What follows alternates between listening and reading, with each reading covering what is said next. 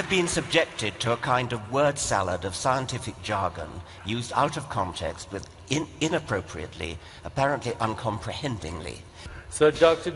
Dawkins, I would like to remind you that ad hominem is a logical fallacy, and that's Science 101. You should know that.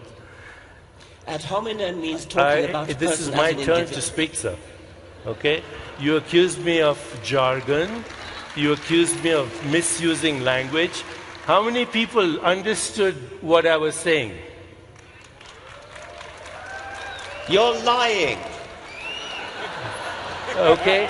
Now, basically, the atomic universe is stardust, and stardust has sentience in you and me. According to people like Freem Dyson, even atoms have sentience.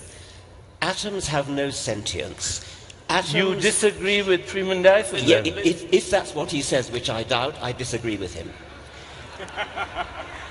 Atoms do not have sentience. Atoms contribute to making brains.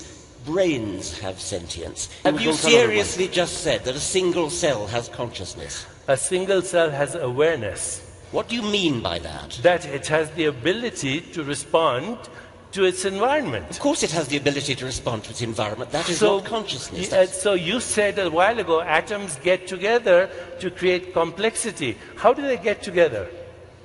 By processes which are well understood by biologists. By a process which is random or intelligent? Not intelligence. Okay. By the processes of embryology put together by the processes of evolution. You cannot seriously sit there and say that the hard problem of consciousness, and it is a very hard problem, is solved by saying that a single cell has consciousness.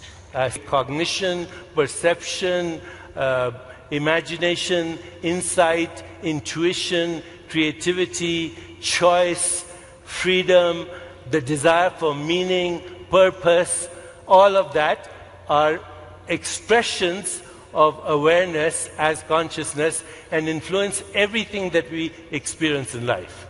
You think a single cell has that?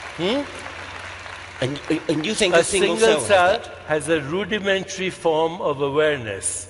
Do you think an atom has that? Sorry? Do you think an atom has that? According to Freem Dyson, yes. Freem Dyson says an atom has awareness. Yes, sir. Check it out. Señoras y señores, un aplauso para... If Freem Dyson ever said atoms are aware, then he's wrong. I don't think he said it. I think he should sue you. Wow. Depth of understanding that we have yet to fathom, yet to plumb, in order to understand what's going on inside the human brain. Who's we? Boggles my mind. Who's we? The scientific community. The scientific community. Yes. Driven by mechanistic neural networks and chemicals? Yes, and let's belittle mechanistic neural networks and chemicals. They are well, very, then tell very me how they produce consciousness. I don't know. That's why we're working on it. You don't know either. No, wait. You say you don't know, but you totally dismiss mystical experiences. I don't dismiss it for one moment. I don't dismiss it. I want to explain it. Who wants to explain it? Just let him finish. I want to explain these experiences. Who's I? I want science to explain it. When you say I, who do you mean by I? Science, in this case. So I is science. No. That's just a dishonest. That's dishonest. You have extreme confidence in the way we do science. You're not open to a consciousness-driven science, a consciousness-based science. I don't know what that would even mean. An observer-based science. Observer-based science is another matter, of course. Science is necessarily observer-based. Well, observer is consciousness. We need to... Isn't the observer... You don't have a monopoly of consciousness. We all have consciousness. Okay. We're trying to explain... Un aplauso para los dos. Wow.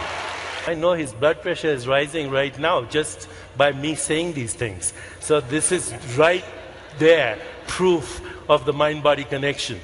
You have used the word quantum leap in two totally different ways, and you've confused everybody, not everybody, I'm happy to say. A quantum leap. You have used that you have used the phrase quantum leap to apply to the origin of language and the origin of life and jumps in the fossil record. Now, this is a purely metaphorical usage of the term quantum leap. This is a once-in-a-lifetime meeting because I'm sure that Dr. Dawkins and I have no intention of meeting again. ¡Wow! Por favor, levántense todos, un stand ovation.